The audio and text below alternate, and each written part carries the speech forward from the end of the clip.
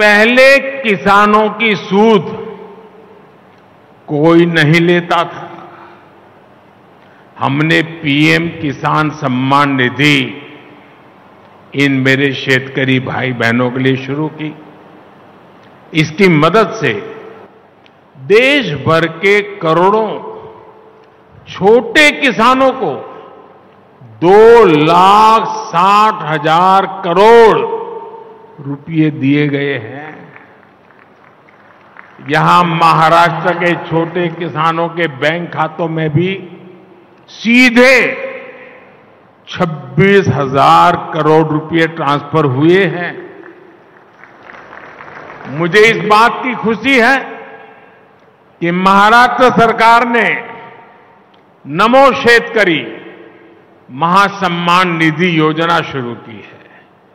इसके तहत महाराष्ट्र के शेतकरी परिवारों को 6,000 रुपए और अतिरिक्त दिए जाएंगे। यानी अब यहां के छोटे किसानों को सम्मान निधि के 12,000 रुपया मिलेंगे। मेरे परिवारजनों, किसानों के नाम पर वोट की राजनीति करने वालों ने आपको बूंद बूंद पानी के लिए तरसाया है। आज नीलवंडे परियोजना पर जल पूजा हुई है। इसको 1970 में स्वीकृति मिली थी। 1970 में। सोचिए, ये परियोजना 5 दशक से लटकी हुई थी। जब हमारी सरकार आई तब इस पर तेजी से काम हुआ। अब लेफ्ट बैंक कैनाल से लोगों को पानी मिलना शुरू है और जल्द ही राइट बैंक कैनाल भी शुरू होने वाली है। राज्य के सूखा प्रभावित क्षेत्रों के लिए बलिराजा जल संजीवनी योजना भी वरदान सिद्ध हो रही है।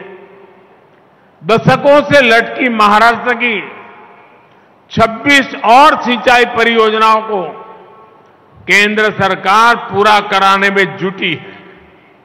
इसका बहुत बड़ा लाभ हमारे किसानों को होगा, सूखाग्रस्त क्षेत्रों को होगा।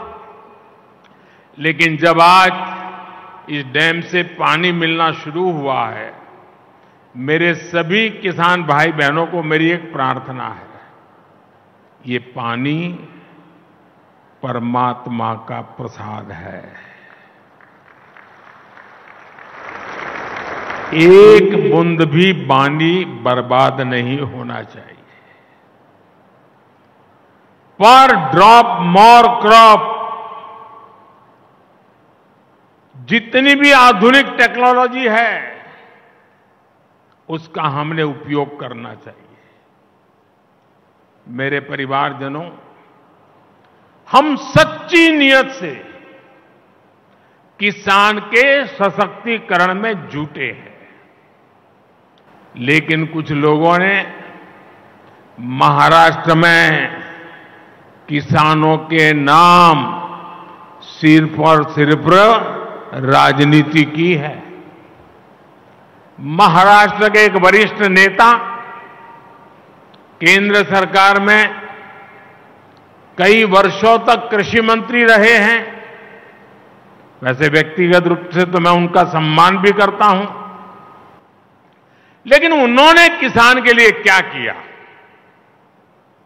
7 साल के अपने कार्यकाल में उन्होंने देश भर के किसानों से सिर्फ, यह आंकड़ा याद रखना, 7 साल में देश भर के किसानों से सिर्फ 3.5 लाख करोड़ रुपए का एमएसपी पर अनाज खरीदा। जबकि हमारी सरकार 7 वर्षों में एमएसपी के रूप में इतने ही समय में 13.5 लाख करोड़ रुपए किसानों को दे चुकी है।